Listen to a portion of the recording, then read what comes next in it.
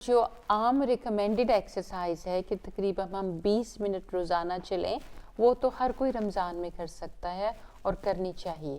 سحری کے فوراً بعد ورزش کرنی تو بالکل مناسب نہیں ہے، کیونکہ اس سے آپ کے ابھی جسم نے 12 گھنٹے سخت مقابلہ کرنا ہے بھوک اور پیاس کا، تو اس کو مزید کمزور کرنے کی ضرورت نہیں ہے۔ اور یہ بات بھی یاد رکھیں کہ جب افطاری کے بعد ورزش جو ہے، جو کہ 20 منٹ تک چلنا یا ریزسٹنٹ ٹریننگ کرنی صحت کے لیے بہت ضروری ہے، کیونکہ اس سے جو ہے ہمارے پٹھے مضبوط ہوتے ہیں۔ جو پٹھے مضبوط ہوتے ہیں تو وہ انسولین کو زیادہ ایبزارب کرتے ہیں، انسولین زیادہ افیکٹو ہوتی ہے، اور جو شوگر جو مقدار جو ہے ہمارے خون میں کم ہوتی ہے۔ تو یہ سمجھنا کہ اب رمضان آ گیا، اب ہم ہاتھ پیر چھوڑ کے بیٹھ جائیں، بالکل مناسب نہیں ہے۔ السلام علیکم ورحمۃ اللہ وبرکاتہ۔ الفضل ہیلتھ پوڈ کاسٹ کے ساتھ آپ کی میزبان ڈاکٹر امت الشافی آپ کی خدمت میں حاضر ہیں۔ ناظرین، آج کل ہم رمضان المبارک کے بابرکت مہینے سے گزر رہے ہیں۔ گزشتہ پروگراموں میں ہم نے ہیلتھ کے لحاظ سے اپنی سحری اور افطاری کو بہتر بنانے کے متعلق بات کی۔ آج کے پروگرام میں ہم ایک بہت ہی دلچسپ موضوع پہ گفتگو کریں گے، یعنی ورزش۔ تو آج میں ڈاکٹر امت الرزاق کارمائیکل صاحبہ سے پوچھوں گی کہ کیا رمضان کے مبارک مہینے میں ورزش کرنی چاہیے؟ السلام علیکم ڈاکٹر صاحبہ۔ وعلیکم السلام ورحمۃ اللہ وبرکاتہ۔ یہ آپ نے بہت ہی اچھا موضوع چوز کیا ہے آج۔ رمضان کے دوران ورزش تو بہت ضروری ہے، کیونکہ جو ہم اپنے جسم کو بہتر بنانے کے لیے صحت افزا سحری اور افطاری کھا رہے ہیں، اس کا فائدہ تو تبھی ہوگا اگر ہمارے پٹھے بھی مضبوط ہوں۔ تو جو عام ریکمینڈڈ ایکسرسائز ہے کہ تقریباً ہم 20 منٹ روزانہ چلیں، وہ تو ہر کوئی رمضان میں کر سکتا ہے اور کرنی چاہیے۔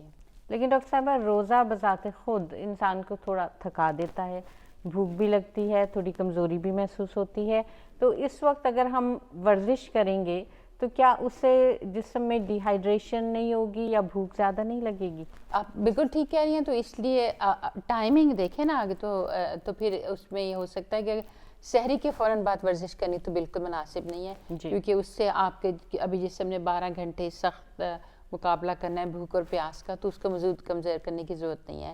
لیکن عصر اور مغرب کے درمیان کا جو وقت ہے، اس میں ہم 20 منٹ چل سکتے ہیں۔ اب اگر ہم افطاری کے لیے مسجد جا رہے ہیں تو بجائے کار میں جانے کے ہم بس لے سکتے ہیں، اگر پیدل چل سکتے ہیں تو یہ بھی آسان بات ہے۔ اگر گھر میں افطاری کرنی ہے تو جب کھانا بنایا ہے تو اس کے ساتھ باورچی خانے کو اچھی طرح صاف کرنا، یا باورچی خانے کے فرش کو صاف کرنا 5-10 منٹ جو لگتے ہیں، وہ بالکل مناسب ایکسرسائز ہے اور کی جا سکتی ہے، اور اس سے، اور چونکہ اس کے بعد ہم نے روزہ کھول لینا ہے تو اس سے ڈی ہائیڈریشن بھی نہیں ہوگی۔ یہ تو آپ نے بہت اچھا بتایا، لیکن یہ تو گھر رہنے والے یا گھر میں کرنے والی ورزش آسانی سے کی جا سکتی ہے، لیکن ہمارے بہت سے نوجوان ایسے ہیں جو باقاعدگی سے جم جاتے ہیں اور اپنے جسم کو مضبوط بنانے کے لیے کافی سخت ورزشیں بھی کرتے ہیں۔ تو رمضان کے دنوں میں وہ کس طرح سے ایک بیلنس رکھیں کہ ورزش بھی کر لیں اور ان کے جسم کو کوئی نقصان نہ ہو، بلکہ ان کی جو پٹھے مضبوط ہیں وہ اس طرح ہی رہیں؟ یہ بھی آپ نے اہم بات کی، کیونکہ آج کل کے بچے پسند کرتے ہیں کہ ان کے جو پٹھے ہیں وہ مضبوط ہوں اور مضبوط لگیں، اور بعض اوقات وہ ڈر جاتے ہیں کہ اگر وہ بھوکے پیاسے رہیں گے تو وہ اپنا مسل میس لوز کر دیں گے۔ تو ان کے لیے خوشخبری ہے کہ رمضان میں وہ اپنی مسل میس لوز نہیں کریں گے، بلکہ ان کا مسل جو ہے وہ زیادہ لین ہو جائے گا، وہ زیادہ بہتر ہو جائے گا۔ تو ایکسرسائز کرنی بھی مناسب ہے۔ اگر وہ جم جانا چاہتے ہیں تو وہ جا سکتے ہیں، یا تو وہ اگر ان کے پاس وقت ہے تو وہ افطاری کے بعد جا سکتے ہیں، اور اگر افطاری سے بالکل پہلے، تھوڑی دیر پہلے جا کے اور اس کے بعد نماز پڑھ کے تیاری کر سکتے ہیں افطاری کی۔ اور جب وہ جم جانا چاہیں تو اس سلسلے میں پھر یہ دیکھنا پڑے گا کہ ری ہائیڈریشن ان کی پوری ہو۔ تو جو ہمیں پتہ ہے کہ ہمیں 6 سے 8 گلاس پانی، یعنی 1.5 to 2 لیٹر پانی ہمیں پینا ضروری ہے۔ اس کے آن ٹاپ آف دیٹ پھر ان کو اپنے لیے ری ہائیڈریشن کرنی ضروری ہوگی۔ تو ری ہائیڈریشن کے لیے تو بعض بچے خاص ری ہائیڈریشن ڈرنکس لیتے ہیں، یا اپنے جسم کو مضبوط کرنے کے لیے پروٹین ڈرنکس یا اس طرح کی چیزیں لیتے ہیں، تو کیا ایسی چیزیں لینا رمضان میں نقصان دہ نہیں ہے؟ یہ دو آپ نے بڑے اہم سوال کیے ہیں۔ تو پہلے اگر ہم ری ہائیڈریشن کی بات کریں نا، تو سائنس یہ کہتی ہے کہ سب سے اچھی ری ہائیڈریشن جو ہے وہ دودھ سے ہوتی ہے۔ کیوں؟ کیونکہ دودھ ایک مکمل غذا ہے، اس میں پانی بھی ہے اس میں نمکیات جیسے سوڈیم پوٹاسیم بھی ہے اور اس میں پروٹین بھی ہے.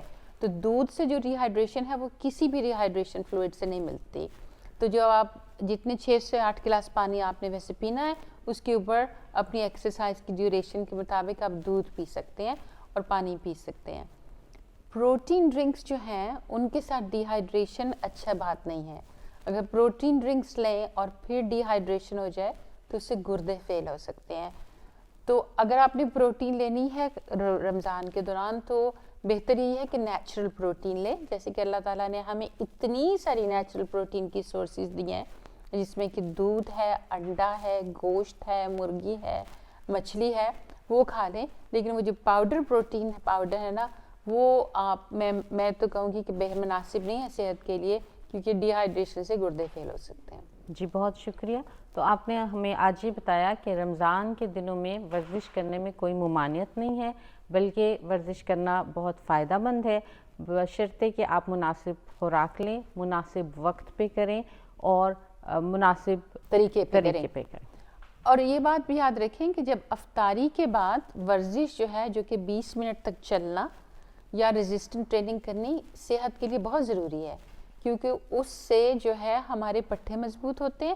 جو پٹھے مضبوط ہوتے ہیں تو وہ انسولین کو زیادہ ایبزارب کرتے ہیں، انسولین زیادہ افیکٹو ہوتی ہے اور جو شوگر جو مقدار جو ہے ہمارے خون میں کم ہوتی ہے. تو یہ سمجھنا کہ اب رمضان آ گیا اب ہم ہاتھ پیر چھوڑ کے بیٹھ جائیں بالکل مناسب نہیں ہے.